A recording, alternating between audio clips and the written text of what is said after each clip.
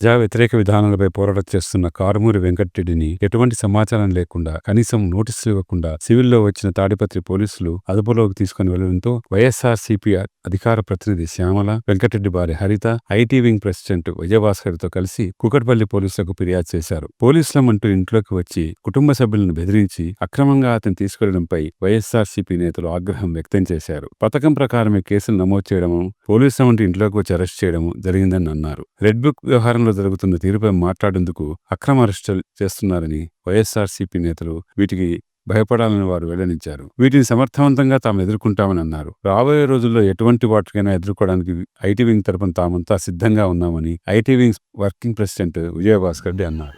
ఈ ప్రతిరోజు కూడా ప్రజల పక్షాన పోరాడుతున్న వైఎస్ఆర్సీపీ గొంతుకై కారుమూరి వెంకటరెడ్డి గారు ప్రజా వ్యతిరేక విధానాలు ఏదైతే ఈ కూటమి ప్రభుత్వం ప్రజా వ్యతిరేక విధానాలపై ఆయన పోరాడుతున్నారు. ఆయన అరెస్టుతో మీరు ప్రతి ఒక్కరిని కూడా సోషల్ మీడియాలో కానీ ఇంకా ఇతర సామాజిక మాధ్యమాల మీద ఈ ప్రభుత్వాన్ని ప్రశ్నిస్తున్న ప్రతి గొంతును మీరు నొక్కేయాలని ఏదైతే అనుకుంటున్నారో, దాంతో ప్రజల కోసం ప్రజల తరపున పోరాడే వైఎస్ఆర్ కాంగ్రెస్ పార్టీలో ఉన్న ఎంతో మంది నాయకులు మరియు కార్యకర్తలు నిరంతరం ప్రశ్నిస్తూనే ఉంటారు. కారుమూరి వెంకటరెడ్డిని అరెస్ట్ చేస్తే దాంతో మిమ్మల్ని ప్రశ్నించే వాళ్ళు ఎవరు కూడా ఉండరనే ఏదైతే మీరు నమ్ముతున్నారో అది తప్పు అని నిరూపిస్తాం. రాబోయే రోజుల్లో ఇంకా గట్టిగా బలంగా ప్రజల తరపున పోరాడతాం.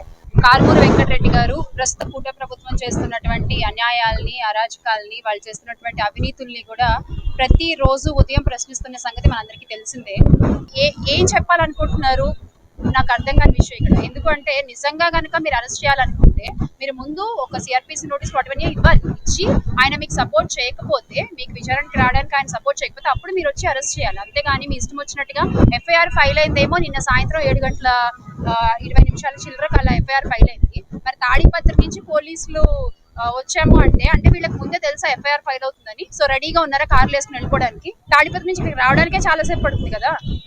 ఉదయం 7 గంటల 7:30 కిందకు వచ్చి సెక్యూరిటీ దగ్గర నుంచి వీళ్ళకి ఫోన్లు చేసి అంటే ఇదంతా ముందు ప్రీ ప్లాన్ అనే విషయం ఇక్కడ మనం అర్థం చేసుకోవచ్చు. సో ఎర్ర బుక్కు రాజ్యాంగంలో జరిగేటువంటి అక్రమ అరెస్టులో భాగంగా ఇది కూడా ఒకటి ఖచ్చితంగా.